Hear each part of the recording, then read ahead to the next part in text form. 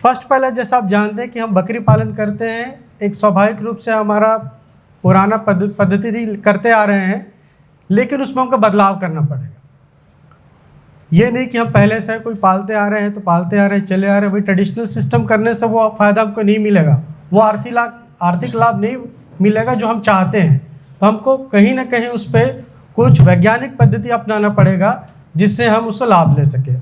उसमें सबसे प्रथम चीज़ है, आपको हम जहाँ अपने बकरी या बकरा को रखने का गौठान है या कोठा है जहाँ हम रखते हैं, उसको साफ़ सफाई रखना बहुत ही नितांत आवश्यक है।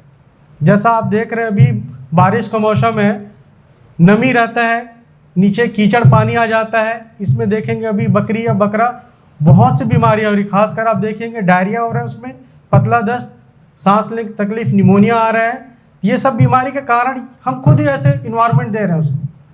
हमारे कमी है कि हम अपने जानवर को वो सही व्यवस्था नहीं दे पा रहे हैं, जिसके वजह से उसको बीमारी हो रही है। तो पहला चीज़ है साफ़ सफाई। हम अपने कोठे का जहाँ रखते हैं वो साफ़ सफाई रखने पे वो हमारा जानवर बीमार नहीं पड़ेगा। ठीक है। दूसरा चीज़ है, आप कैसे पहचान करेंगे कि हमारा बकरी या बकरा है वो स्वस्थ है कि बीमार है। आप सभी जानते हैं, जो पालते हैं पता है कि जो स्वस्थ होगा वो चंचल रहेगा, सही तरीके से खाना भी खाएगा, पानी भी पिएगा और एक्टिव रहेगा। दूसरी तरफ देखेंगे जो बीमार पशु हैं या बकरी या बकरा है वो एक कोने में बैठा रहेगा, चुपचाप गर्दन नीचे करके बैठा रहेगा, और देखेंगे नहीं कभी ऐसा होता है ना खाना खाना बंद कर देता है, पानी भी पीना बंद कर देता है, और कई बार आप छू के देखते हैं कान को तो आपको लगता है कि उसको शायद तेज बुखार है, उसका शरीर कान गर्म रहता है, या पेट के नीचे आप हाथ रखेंगे बेली रीजन में तो वहाँ भी आपको लगेगा कि वो गर्म है। तो इससे आप पहचान कर सकते हैं कि ये स्वस्थ है कि बीमार है। तो सबसे पहले क्या करना चाहिए, यदि बीमार है, चाहे वो संक्रामक बीमारी हो चाहे असंक्रामक बीमारी हो, क्योंकि पहचान तो हम बाद में करेंगे, सबसे पहले हम ये पहचान कर सकते हैं कि ये हमारा बकरी है या बकरा स्वस्थ है कि बीमार है। जैसे कि आपको लगता है कि ये बीमार हो रहा है, इसके लक्षण जो है सही नहीं है, तो ऐसे में उसको आप तुरंत स्वस्थ पशु से अलग कर दीजिए। हो सकता है वो संक्रामक बीमारी हो, एक बकरी से दूसरे बकरी में फैल सकता है। तो उस चीज़ को बचाव के लिए हमको क्या करना पड़ेगा, हमको सबसे पहले उस बीमार जो बकरा है या बकरी है उसको उस कोठे से बाहर रखना है। उसके लिए एक अलग व्यवस्था छोटा सा बनाना पड़ेगा, जहां उसका खाने का और पानी की व्यवस्था वही करना पड़ेगा। यदि हम साथ में रखेंगे तो आप देखेंगे हो सकता है एक दिन आप एक बकरा बीमार हो या बकरी बीमार हो, अगले 2 दिन में हो सकता है 8 से 10 बीमारी बकरा बकरी एक साथ बीमार पड़ सकते हैं, क्योंकि अधिकतर जो होती है वो संक्रामक बीमारी होती है। संक्रामक बीमारी ऐसी बीमारी जो एक पशु से दूसरे पशु में या तो उसके भोजन के माध्यम से या रहने सहने में जो अपन कभी पैरा देते हैं या कुट्टी देते हैं उसके वजह से जाता है, या लार के माध्यम से जाता है, या श्वास के माध्यम से बीमार पशु से स्वस्थ पशु में फैल जाता है। तो ऐसे चीज़ को रोकने के लिए हमको सबसे प्रथम जैसे ही लगता है हमको कि ये बीमार है, इसका लक्षण स्वस्थ जैसा नहीं दिख रहा है, डल है, डिप्रेस है, खाना ठीक से नहीं खा रहा है या बुखार है, आप तुरंत अलग कर दीजिए। अलग करके उस हिसाब से फिर उसको हम पहचान करेंगे कौन सी बीमारी है, उस हिसाब से हम उसका इलाज करेंगे। अब जो बीमारियां होती हैं वो 2 प्रकार की होती हैं, एक होती है संक्रामक बीमारी, एक होती है असंक्रामक बीमारी। संक्रामक बीमारी जो एक पशु से दूसरे पशु में फैलता है। असंक्रामक बीमारी ऐसी बीमारियां जो जिस पशु में है उसी में रहता है, उसके साथ में रहने से, संपर्क में रहने से वो दूसरे स्वस्थ जानवर में नहीं फैलता है, उसको हम असंक्रामक बीमारी बोलते हैं। संक्रामक बीमारी में आप देखेंगे मुख्य रूप से एक विषाणु जनित बीमारी होता है जो वायरस से होता है, एक होता है कीटाणु जनित बीमारी जो बैक्टीरिया से होता है। तो पहले हम बैक्टीरिया जिसको कीटाणु जनित बीमारी बोलते हैं उससे बात करते हैं। पहला आता है एंट्रोटॉक्सीमिया, फड़किया बीमारी। एंट्रोटॉक्सीमिया एक ऐसा कीटाणु जनित बीमारी है जो क्लॉस्ट्रीडियम जो कीटाणु होता है उसके संक्रमण से होता है। यह अधिकतर छोटे मेमने में होता है, जो छोटे बच्चे हैं उसमें ज़्यादा होता है। इसमें आप देखेंगे जो बीमार रहेगा उसमें तेज पेट दर्द होता है। अब चूंकि हमारा पशु बता तो सकता नहीं है कि उसको पेट दर्द हो रहा है, तो आप कैसे पहचानेंगे उसको पेट दर्द हो रहा है। आप देखेंगे जिस पशु में या मेमना में यदि एंट्रोटॉक्सीमिया हो रहा है तो चुपचाप बैठा रहेगा और सामने का पैर और पीछे का पैर, चारों पैर को ऐसे फैला देता है। ये जब भी उसको पेट दर्द हो, जैसे हमको होता है, आप देखेंगे हमको जब दर्द होता है, हम कोशिश करते हैं दर्द को कम करने के लिए अपने हाथ पैर फैला देते हैं। सेम वैसे ही लक्षण आपको बकरियों में भी मिले, खासकर मेमनों में, छोटे बच्चों में। और साथ ही इसमें पतला दस्त होता है। शुरुआती लक्षण में आपको बुखार मिलेगा, 104 से 105, 103 तक तो नॉर्मल, आपको पता है बकरी का जो नॉर्मल टेम्परेचर होता है वो 103 डिग्री फ़ारेनहाइट है। उसको हमको मौसम के हिसाब से भी देखना चाहिए। यदि वो गर्मी में है, यदि तेज़ गर्मी के मौसम में हम देखेंगे, यदि मई जून के महीना है उसमें 104 भी आ रहा है तो वो नॉर्मल है।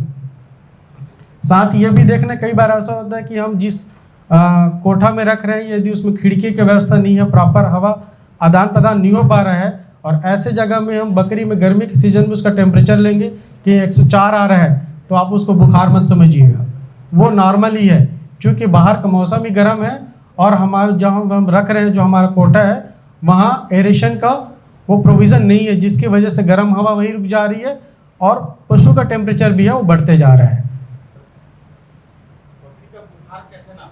हाँ, बकरी का बुखार नापने का सबसे अच्छा जो थर्मामीटर आता है, 2 प्रकार का आता है, एक आता है डिजिटल आता है, एक मैनुअल आता है।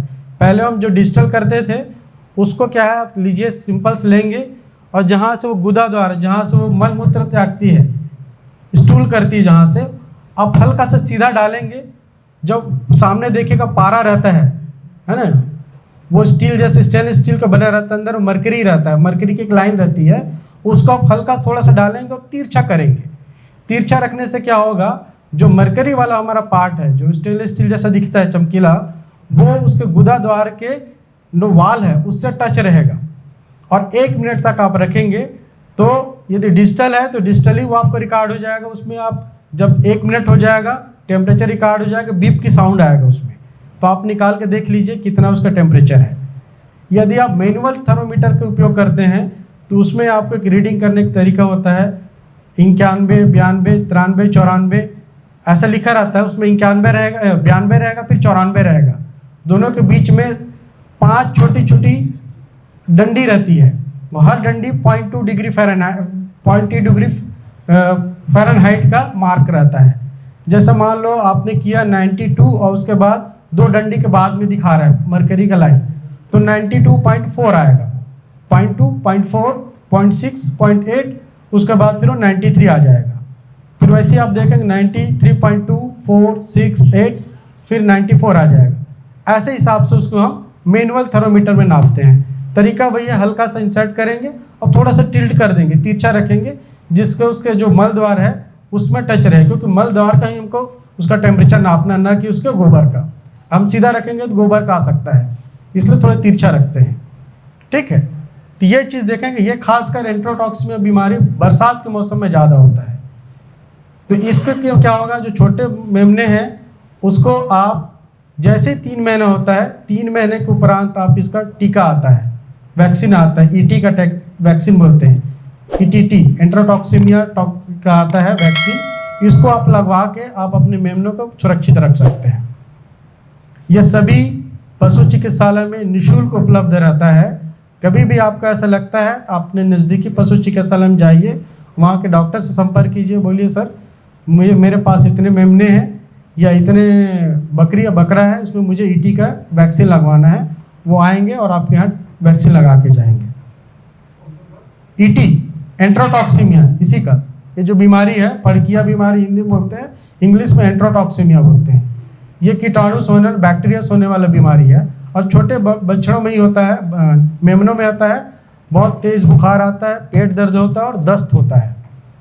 एक आखिरी में मैं आपको बताऊंगा 2-3 बीमारियां ऐसी जिसमें दस्त होता ही होता है। उसमें आप कैसे पहचान करेंगे कि एंट्रोटॉक्सिमिया है कि पीपीआर है कि आप उसमें कॉक्सीडिया है, वो एक मैं लास्ट में बताऊंगा। ठीक है, फिलहाल इसमें हम ये एंट्रोटॉक्सिमिया में यह पहचान देखेंगे, बुखार आएगा, छोटे बच्चों में होता है और पेट दर्द होता है और डायरिया होगा, दस्त होगा। दस्त में कभी कभी उसमें देखिएगा हल्का सा म्यूकस जैसा रहेगा, चिकचिकापन रहेगा, चिकचिकापन, और थोड़े से ब्लड के फ्रैंक्स आ सकते हैं, ब्लड के धब्बे टाइप के। बाद में होता है क्या है, 3 महीने के पहले के जो बच्चे का मेमना होता है, जब जो जन्मती है तो माँ से उसको मैटरनल एंटीबॉडी आता है। जब वो पेट के अंदर ही रहती हैं तो प्लेसेंटा के माध्यम से वो कुछ एंटीबॉडी उसके शरीर में आती है। वो 3 महीने तक अधिकतर यदि सामान्यतः वो मेमने की रक्षा करता है, और यदि हम उस समय टीका लगाते हैं तो वो दोनों में रिएक्शन आ जाता है। इस चीज़ को बचाव करने के लिए हम क्या करते हैं, 3 महीने के बाद ही वैक्सीन लगाते हैं टीका उसका। 1 से 3 या 3 के बाद? 3 के बाद। बकरियों में बहुत ज़्यादा बीमारियां नहीं होती हैं, 3-4 ही टीका हैं जिसको आपको लगाना है, सही समय पर लगा देंगे तो आप अपनी बकरी को सुरक्षित रख सकते हैं। बताऊंगा, लास्ट में आऊँगा। पहले ईटी हो गया, एंट्रोटॉक्सीमिया का साल में 1 ही बार लगेगा। और एक बार जैसे शुरू में जब लगाते हैं तो चाहे तो आप बूस्टर डोज लगवा सकते हैं 21 दिन बाद उसका।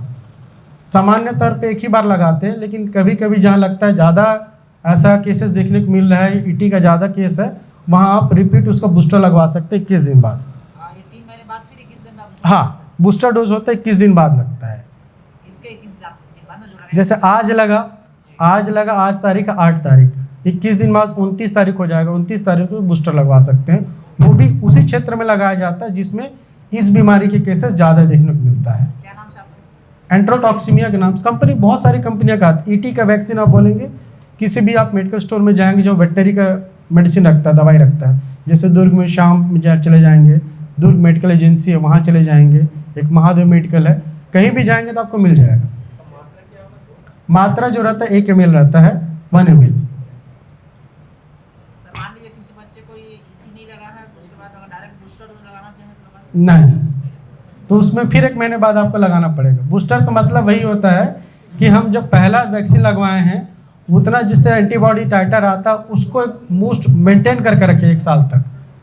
जैसे हमने कोरोना में किया, एक हमको पहला टीका लगा, उसके 21 दिन बाद अलग अलग वैक्सीन के हिसाब से उसको बूस्टर डोज लगा, वैसे इसमें भी है।